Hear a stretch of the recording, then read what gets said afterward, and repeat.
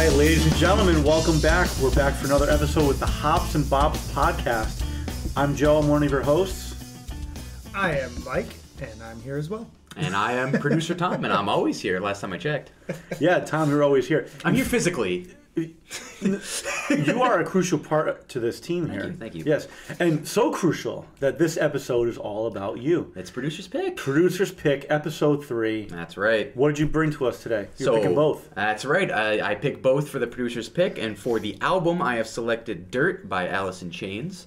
And for our beer of choice today, I have selected Two Roads, which is the distributor of this beer. It is called Cloud Sourced. I like it's it. a hazy, juicy IPA, and I'm so excited to take a sip right now with the boys. You know us. Excellent. So let's get it. So we're calling this episode Alice Took the Road Less Traveled. Yes, because that's kind of the Two Roads kind of catchphrase or kind of way of marketing this beer. The Road Less Traveled, and of course Alice in Chains. Robert Frost, I believe that comes from. Is I believe so. Poet. Yes. Yes, painted on their back wall there. It is. I've been there.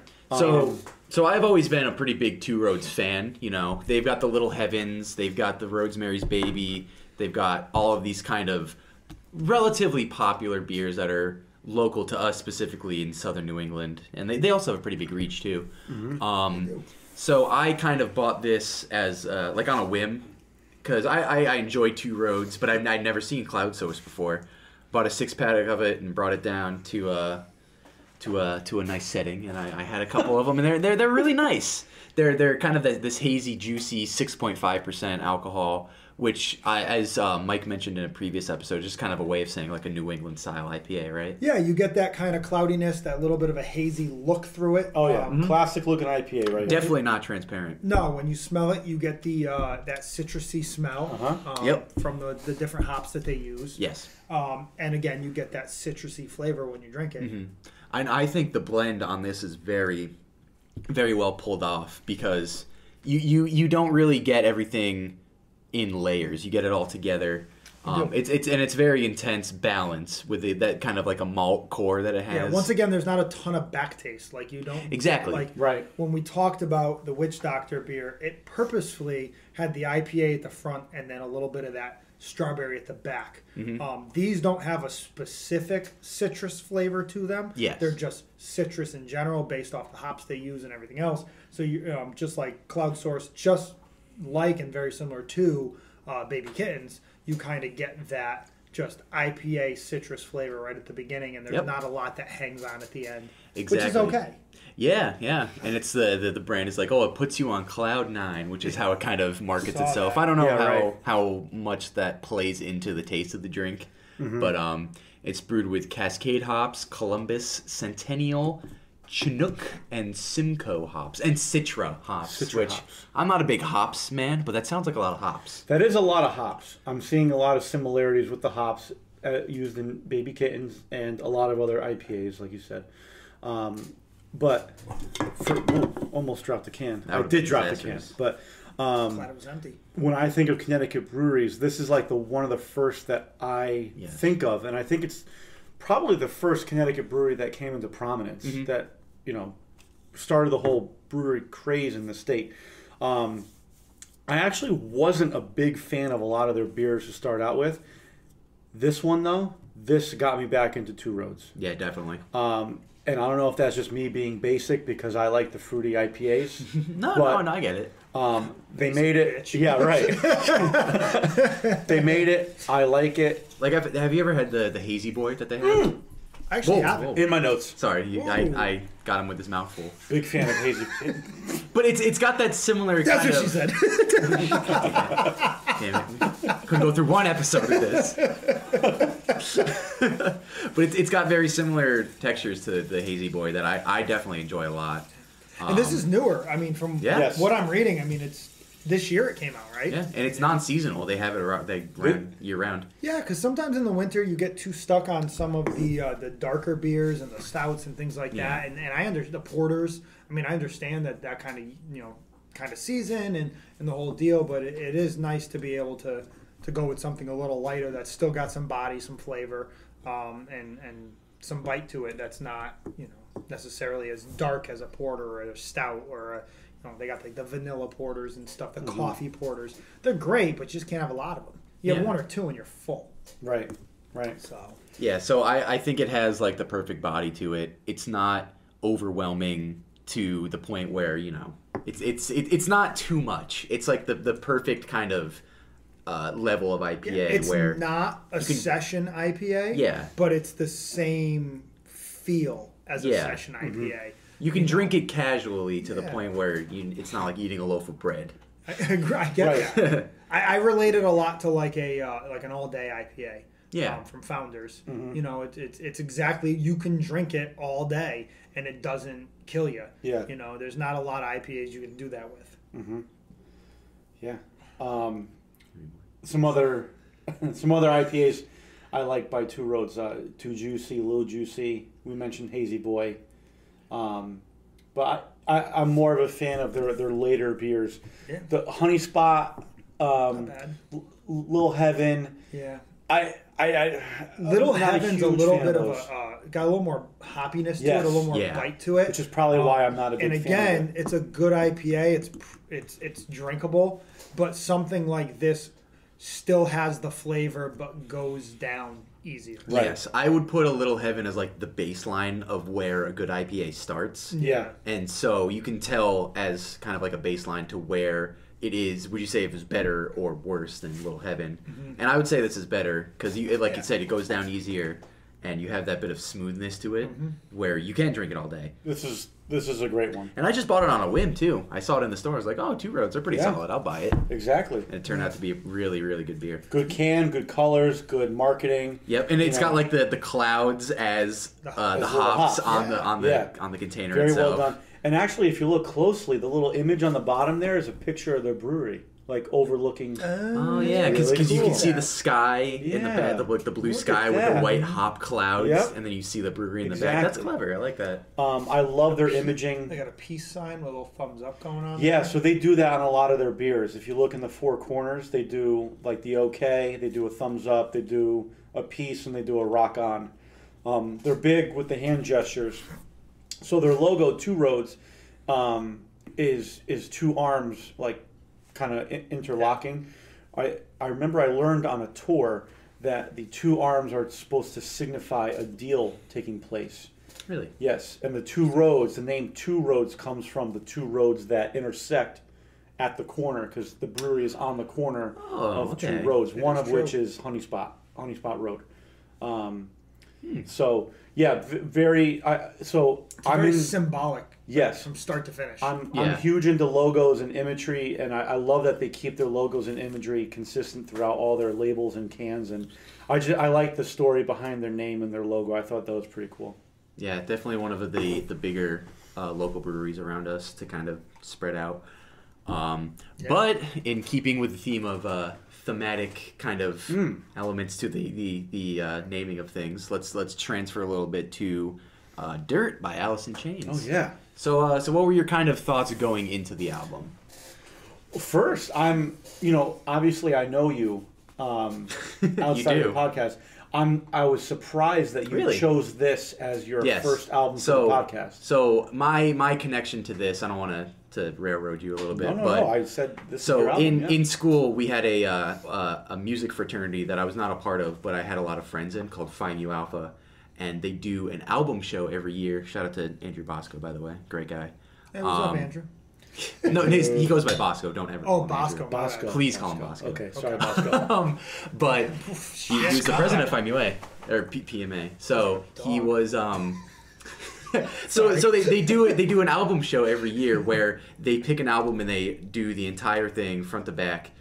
They did Led Zeppelin, they did the Beatles, they did Panic at the Disco. We were gonna do Rumors by Fleetwood Mac after this, but then Corona, and a bunch of other stuff. But we did Dirt by Alice. They did Dirt by Alice in Chains before I had become friends with them, and so later down the line, they were just like, we love doing this album so much that we want to do it a second time. Wow.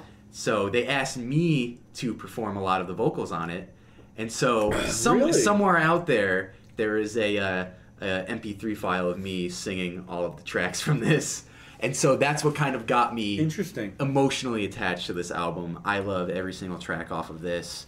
It is essential grunge music of the 90s. I would say it's not like the other grunge albums at the time. It's very, very different to like a Nevermind or like a 10 or something like that. It's not as mainstream. Exactly. But there are a lot of the mainstream tracks on it. You've got Them Bones, you've got Down in a Hole, you've got Rooster, all these other things, like Wood especially. Yeah, Wood. So I have That's this kind of... Closer, right? Or Closer? Closer, yeah. But me and all my roommates listened to this front and back like last year and a bit of the beginning of this year. And I love it. I love every single track off of it. Granted, you guys might feel a little different, obviously, but... Well, no, I have a lot of emotional... I was just going to say, I had never listened to the album straight through, so kind of going back to like where you were on the last episode, where you talked about Us and Them. Yep. And even though this came out when I was young... Yeah. You know, what was this, 90? Well, you were 92. Born. 92? Yeah. I was -5. I was 3, you know? That was a twinkle in my dad's eye. Now, I listened to it and I knew, you know, Them Bones. I knew Down in the Hole. I know Rooster. I knew Angry Chair. Yep. I knew all those big hits. But never front to back listen to this album. Yeah. Be honest with you, was never a huge 90s person, period, when it came to music. You know, I didn't like that 90s pop rock. I wasn't a huge fan of grunge. You know, but I went back and listened to this and you can just hear, like, just that classic, not only the classic grunge, but their take on the classic grunge, which is very different than like a Pearl Jam and a Soundgarden and a Nirvana, you know, with bands that I knew big singles from, kind of like them, but just it's just so different. Yeah, so definitely. different. Yeah, I actually I see a lot of similarities between Alice in Chains and Soundgarden in terms of their sound. You got that like wide open, like alley kind of trash can kind of sound. Get that wah pedal going. Yeah. Wow. And then you got Lane Staley of Alice in Chains and Chris Cornell, Soundgarden, those soaring vocals. But where Soundgarden kind of took it were the odd time signatures and the odd. I feel Chris Cornell was a little sharper with his vocals, with some of the high notes and just being almost a little more crisp, and on purpose. Where Lane Staley was a little bit more like, I almost, and I know it's probably not a great comparison, but I almost like think of it back to like Pink Floyd. He was just more airy and almost like you had to be on drugs to listen to it almost at some point. You really do. Yeah. Well, I mean, granted, they all were, and especially him, but you know, you almost had to be in that, like, you had to have that open, airy mindset to really feel it.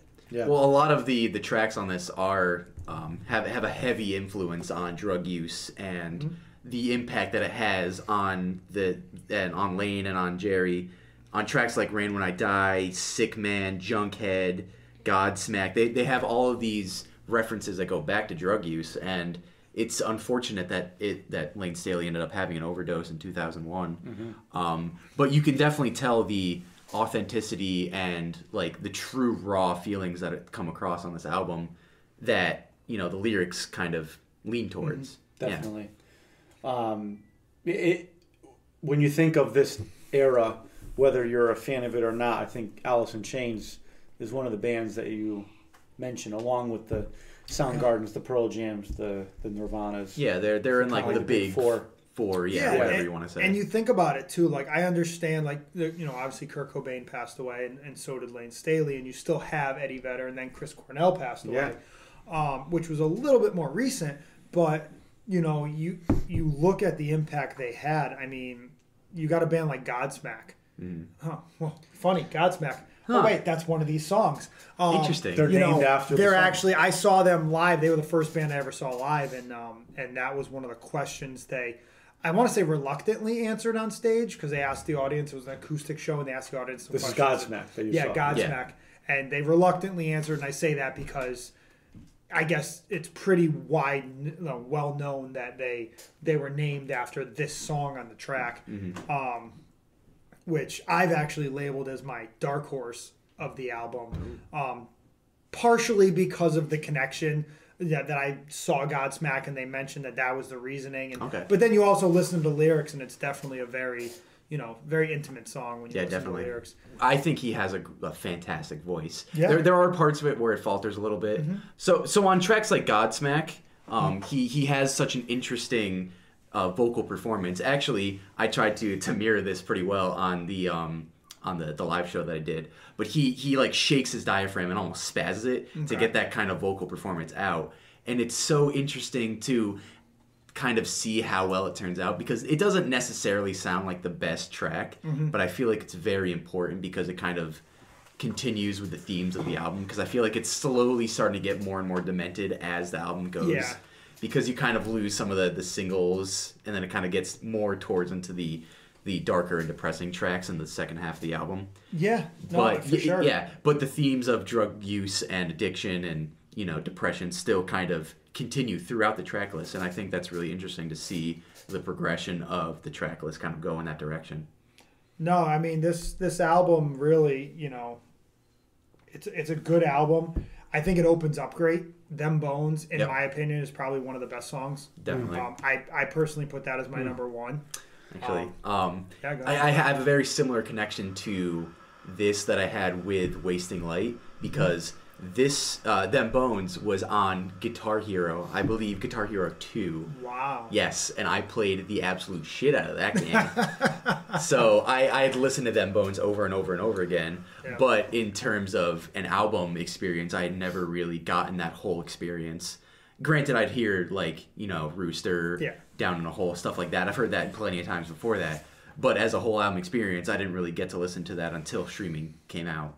So I had that kind of experience of getting into it as a younger child, as like the kind of first hit, and then experiencing the full thing later in life, which is a very interesting experience. And I also have a similar experience. It seems like music and video games is becoming a theme in this podcast, because same song, Them Bones, was in ATV Off-Road Fury on PS2. Ooh, classic. A game that I played the shit out of when I was growing up. Nice. Loved that game, and that song was like a perfect pairing for driving ATVs in video games. Like, so one course was you were driving through, it looked kind of like Grand Canyon, kind of Red Rock kind of thing. And then I'm a big fan of album art and album covers, and you look at the album cover for Dirt, and it has that orangey color to it, and I was like, oh cool, that was like a cool pairing. So I always think of that video game and the good times, like playing the game with friends and everything growing up, when I hear Them Bones. And especially on that track, they have such tightly layered instrumentals, and with the vocals, because it's in 7/8. 7/8. There you go. Yes. As the drummer. Got it this time. So, it definitely is. And the way they kind of have that chord progression in the beginning, the dun, dun, dun, dun, dun, and then they match it with very tightly harmonized vocals between Lane and Jerry Cantrell, the guitarist. The two of them together. They are so well fit together, especially on a lot of these tracks. And I think it comes off the brightest on Them Bones. It's really interesting when you look at the list of singles and when they were released. Wood, being the last track on the album, is their first single. Oh, okay. Right, which kind of goes against it. And then their second single is the first track on the album, Them Bones. So they really jump front to back. Then they actually go back to the bottom, and Angry Chair is the next one, which is in the bottom, 3 or 4 songs. That's the second to last one. Then they hit Rooster, and then they literally build back up, and they go by Rooster, and then Down in a Hole. So they slowly work their way back up the album. So this goes against more or less everything we've previously talked about in the last couple of podcasts. Right. When it comes to placement of, but again, a band like Alice in Chains, you'd almost expect that. And who knows if that theme or those similarities were a thing back then, True. That's what it seems like more predictable in the 2000s rock era that you put the singles earlier in the album. And I'm going to laugh because, we talk about our number one, and like I said, mine was Them Bones, and then Dark Horse is kind of Godsmack because of the connection I have to it with the band Godsmack and seeing them. But I laugh because, the one I kind of marked as my... And I don't think there's really necessarily a bad song on this album, but the one I marked as my last was actually the title track, Dirt. It's just kind of straightforward. Are you reading my fucking notes? Every goddamn episode. Anyway. But I listened to it, and I was just kind of like, Like, it's a decent song. It fits the album. But to be the title track, right? It's not a single, which is fine. It doesn't have to be. Right. But it was just kind of a mediocre title track. Right. Well, I agree, Mike. Well, there you go. You got to be fucking quicker. I'm trying to get a word in. Sorry.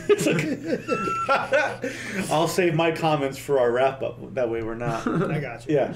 That's funny. I have a very strange connection to wood because I don't know. All right. You know, you got the pervs on the other side of the table. The little perverts. Very strange connection to the song Wood.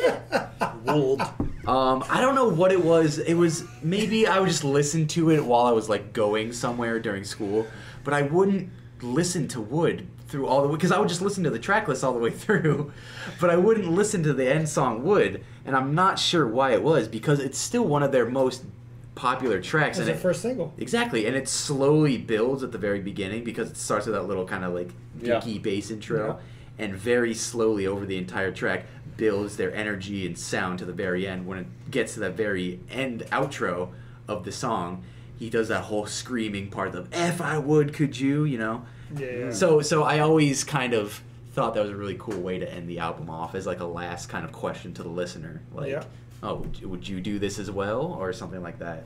But yeah, no, definitely great track, definitely in my top 5. Oh, one thing I wanted to mention: the song "Sick Man" sounded like Rob Zombie vocal wise. Did anyone else get that vibe? I actually wrote down it was very kind of like 80s, 90s feel, like, and very airy vocals. Yes. Which I'm getting the Rob Zombie feel. Like, you know, Rob Zombie is actually a pretty solid vocalist. Like, he's not bad, but I get what you're saying. He's very just, he's got those weird, you got the airiness to it, you got some effects built on it.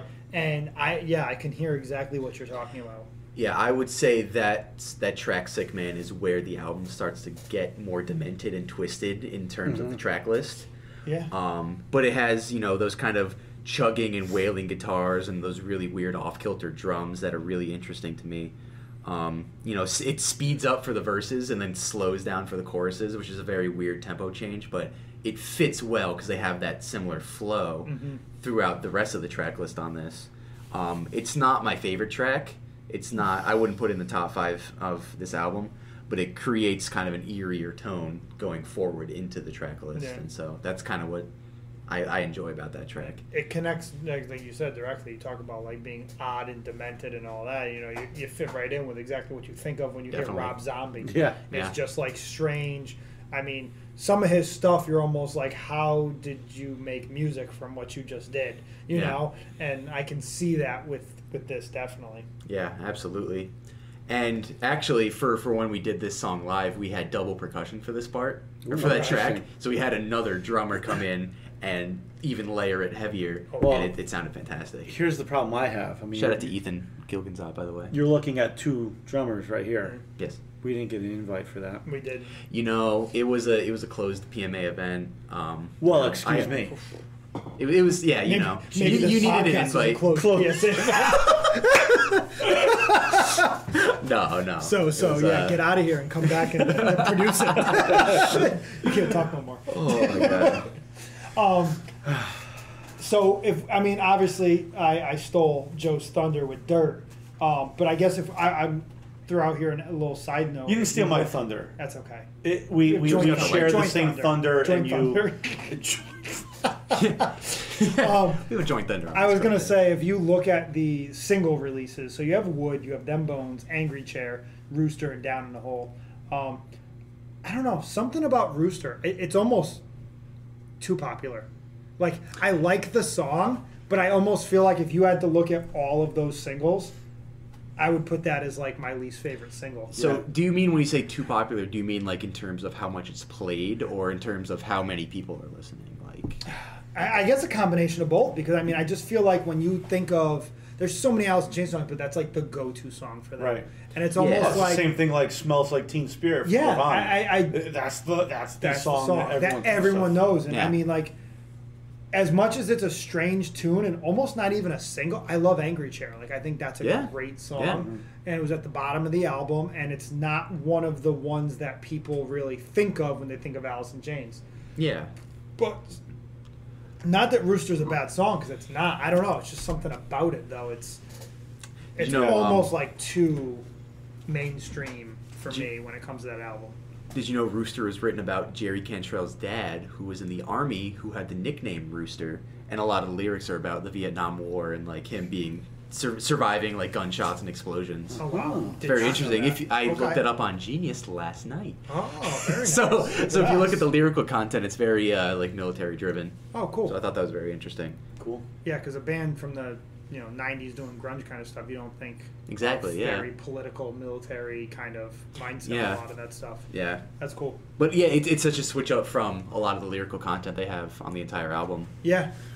Well, cool. Yeah. Good stuff. So you want to do favorite track, least favorite track, and Dark Horse? Yeah, let's do it. So I would like to start, if that's okay.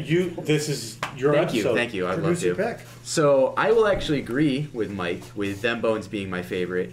It's got a little bit of that, the connection to a younger me, but also it has those really heavy, kind of interesting guitars, and the 7/8 time, I think comes together really well, and especially sets the tone for the rest of the album. My least favorite, like I said before, is the Entitled track, but doesn't really count because it's only like 40 couple seconds. Right. So if I had to pick another one, I don't know, probably Hate to Feel. Not really my favorite because it has those kind of interesting, it's off-kilter chorus sections with the weird syncopated time rhythms, but still, I think it's still important to the track list. Yeah. And my Dark Horse is Damn That River. I'm really upset that we didn't do that song because our drummer got like really sick in between songs and had to go throw up, so we skipped that song. You know who wasn't sick? I should have called you up, Joe. I'm so sorry. I should have. But that track. I was busy anyway. but Damn That River is so interesting to me because it's so just head throbbing. It makes me want to fight every time I hear that song. I want to start swinging. Yeah, he's not even a fighter. And I'm not a fighter. But if you play Damn That River and I'm near someone who's looking rather punchable, it might happen. I don't want to get too close to someone during that song. Well, it seems like a lot of us have similar opinions about this album because my favorite track is also Them Bones. A man of taste, I see. Yes, man of taste. Big fan of the 7/8 time signature. It's a killer album intro. And then, of course, the ATV Off-Road Fury. Got to throw that out there. Nice connection. Yeah. No, but really, great song, kick in the ass. My least favorite is, as we all learned, Dirt. It's just kind of, it's slow. It just kind of lost me a little bit. Yeah. And I believe it's in the middle of the album. Is it towards the middle? It's like the beginning of the B-side, like the second track of the B-side, maybe. Yeah. So, and like Mike said, I'm surprised they chose that song to name the album. And then my Dark Horse is the same as yours, Tom. Damn the River. Good choice. Or Damn That River. Excuse me. Damn That River. Killer riff, killer song. Definitely take a listen to that. So, I feel like I'm just jumping on the bandwagon here, but Them Bones was my number one pick. I just, as a single, I thought it was a great single. It was a great song off the album. Great way to open the album. Definitely. My last song, similar to Joe's, was Dirt. I just thought it was, you hear title track, and it doesn't necessarily mean it's a great song, but I just felt like for the title track, it was just a very blah song. It just kind of, it was almost like a place filler. It probably had its purpose. It fit, but it was just kind of eh. And then for a Dark Horse, I picked Godsmack. And it's funny because it may not even be that it's a great song or that but the lyrics were kind of cool. Talking about God and talking about drugs and God's name is smack for some. Exactly. You just kind of that alternative meaning between the two, and it was like that dynamic of you're talking about God and you're talking about drugs and you're putting them into the same sentence. Exactly. And it was just a really cool dynamic lyrically, and then also it has a cool connection to a band like Godsmack, who literally named themselves after that song. Yeah. So it's kind of, and again, it was one of my first concerts, and it just had a cool connection to me. Definitely. So I put that as kind of my dark horse, almost more for the meaning purpose than even the song itself. Exactly. Yeah. Good shit. Yeah. So rating time. Rating How many time. bops? I personally think this is a fantastic album. Granted I picked it, so I have a little bit of bias, but I would give it between. Can I do like 4.8 bops? Is that too much? This is groundbreaking. Because we're only stuck to like 3 episodes like in, halves. fucking shit up. I know. Like I think it's one of like my top 15 albums of all time. Granted, there are parts of it It's a very that obscure don't. number, top 15. I know, 15. All right, If you fine. say top 10, I have a list. I have a list in my phone. Here we go. Another with 10 the minutes. pros and cons list over here. No, I have a favorite albums of all time list. I'll tell you exactly where it is. Where does it fall? I put it as number 9 actually, so it's top So 10. top 10. Top 10. Okay. Yes. Okay. Say excuse me, not We top just said 15. that at the beginning. We'll cut that out. But no, it's top to bottom. It's such a lyrical journey almost. You put yourself in the mindset of a drug user, Yeah. which many albums try to do, but I feel fail in a sense because you can tell that he was an authentic drug user. He died of it. Yeah. So it makes sense that the lyrical content would be about drugs, and it's so dark and depressing throughout the entire thing that it really just transports you to another kind of mind, and I think that's what part of it makes it so interesting. Also, all of the super big singles off of this kind of help it out. Yeah, just great album. So you're going with 4.8. You're going with the 4.8. I'm sticking with 4.8 out of You 5. could have just given it the 0.2. 5 out of 5 bops. Oh, you did it! Wow. For the boys, Wow. for Bosco, For the boys, for Bosco, Boys. for the boys. You know, Evan, Trevor, Ethan. Oh, man. I'm still mulling mine over. I'm gonna pass it to you, Mike. Oh, wow. I wasn't expecting a Sorry. pass. That's okay. Because I can talk more if you want. there's No, I'm going to give it a 3.5. Okay, And it's that's not reasonable. because 3.5 is not because I disliked it. Yeah. Part of it is the genre of music. I'm not a huge grunge person. However, again, when you talk about lyrics, like that really pushed it. Lyrics was the big thing for me. Yes. I really do appreciate solid lyrics. I really appreciate. I'm not a big fan when you have an album and the lyrics are just very like matter of fact. Like I like them to have some twist and turn. I'm a big Doors fan, and one of his quotes was always that like poetry opens up a door, you can walk through it whichever one you want. So the song might not mean the same thing for you as it meant for someone else as it means for the person who actually wrote it. And I feel like with this, you have a lot of that, when you talk about the drug use, like I'm not a drug user, so obviously I'm not feeling exactly, but he was able to make you feel some of what he was feeling. And I've never touched, some of those fucking drugs ever. Yeah. And I'm starting to feel what he's feeling. Yeah. Through his lyrics. So that was a big push for me. Jerry Cantrell's an amazing guitarist. Lane Staley's an amazing vocalist. Definitely. But some of that lower, airy, kind of spread out, weird vocals for me, that's where I get lost a little bit. I start to, ADHD, and then I come back when he starts singing like his like crazy notes again, which kind of puts that at that mix for me. It's definitely, a great album. I give it a 3.5 just because of That's pretty solid. Some of that stuff. Yeah. So I also had 3.5. He's looking at his notes. Now that I'm following you, it looks like I'm piggybacking you It's this okay. whole episode. No, so for me, if you know me, I don't listen to lyrics a lot. I don't really know a lot of the words to the songs. I listen to the instrumentals, and for me, the instrumentals are fantastic on this album. Great 90s album, but similar to Mike, the vocals, kind of the multi-layered, like I feel like at times they did a lot of the multi-layered vocals. It just didn't kind of sit well for me. And Alice in Chains, when I think of 90s bands, I don't gravitate towards them first. I gravitate more towards Pearl Jam, Nirvana. That's kind of my route. But why I'm second guessing it is how many songs in this album rose to prominence. We already talked about them. So I'm stuck between a 3.5 and a 4. Okay. I guess you know what? Let's split the difference if we're going off format here. I'll give it a 3.75. Wow. Why don't we just do it at 10? That way we can get better numbers out of it. I know, but then 3.75. That's 3 3/4. 3.75. 3 3/4. That's reasonable. Yeah. But great band, definitely representative of the time. Yeah. How about ratings for our beer, Cloud Source? Cloud Sourced, yeah. For Cloud Source, I'm gonna go with, once again, I think I'm gonna stick solid with the 3.75, or not 3.75, 3.5 that I gave the Bops. I'm going with 3.5 hops. You know, it's got everything. It checks every fucking box for the IPA, for the juicy IPA, the New England IPA.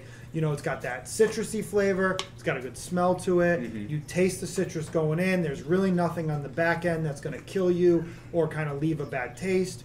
But at the same time, you know, it could have a little flavor on the back end that kind of gives you a little excitement at the end, you know? Yep. I think you can drink this all day and be great with it. 6.5%, which is a solid for, you know, most IPAs, especially New England IPAs, are around 5%. Being 6.5 is you know, got a little bit of extra oomph to it. I will say that one thing, and see, I can't even say whether this kills it or doesn't kill it, but comes in a 12 ounce, you get a 6-pack. Yeah. Probably close to the same price as you get a 4-pack of a 16 ouncer. It's kind of half, you know, 6 of one, half a dozen of the other. Yeah. Like you take the 6. I noticed during the podcast that I was done with this because it was 12 ounces, not 16, a lot quicker than the other ones. You know, so I could say that, oh yeah, I could drink a lot of these, but is it because I'm drinking 4 ounces less every time I have a can? I don't know. So again, it's a standard, very good New England IPA. Yeah. I wish it had just a slight edge to it, in some aspect, you know. Mm-hmm. So it's gonna. I know we've been stealing each other's thunder all episode, but I'm also gonna agree and give it a 3.5. It's very baseline in terms of, you know, it's not bad. Like, you're not gonna drink it and be like, ugh. It's very good in terms of, you know, an IPA, what you want out of it, but it lacks the wow factor that a lot of other IPAs can have. But in terms of what it does have, definitely's got the hops, the juiciness, the citrus flavors, other aspects that kind of make it kind of unique. And I think Two Roads are trending up a little bit with this drink, and I'm glad that they didn't make it seasonal because, you know, it's good to drink all year round, I think. So 3.5 hops out of 5. I'm gonna go 4 hops out of 5. Oh, nice. Because I'm looking at it from their whole lineup. As I mentioned, their later releases I'm more of a fan of, and I think when you think of Two Roads, this is the one. I think this is the one you should drink. Yeah. And I think it's a really good IPA. There's ones I like better, but I think for me this is worthy of a 4 out of 5 hops. Nice. Awesome. Cool. So shout out time. Yeah. Alice in Chains, check them out. I believe it's just at Alice in Chains. Alice in Chains. Yeah. AliceInChains.com. Alice in Chains on Instagram. Two Roads. Yep. It's Two Roads Brewing. I looked that up on Instagram. I believe just Google search Two Roads and you'll find it. You can't go wrong. Two Roads Brewing Company. Yes. Out of Stratford? No. Stratford, Connecticut, baby. Yes. Yeah. Stratford, Connecticut. Yep. Cool. So, yeah. Next week we are going to actually discuss a little bit different of an album. We're going to go Love Story by Yellow Wolf. We're getting into October. That's We're going to be sticking with October-themed beers this month. I'm going to kick things off with Sierra Nevada's Oktoberfest beer. Wow, that sounds great. Well, this has been fun. Hope you join us next time. We're Hops and Bops Podcast on Instagram, on Facebook as well. Hops and Bops Podcast on YouTube. Mm-hmm. Join the crew. Hop on board. Spread the word to your friends and family. Get as many listeners as you can, because we're really having a fun time here, and we hope you guys are too. So we'll see you next time for episode 4. Peace.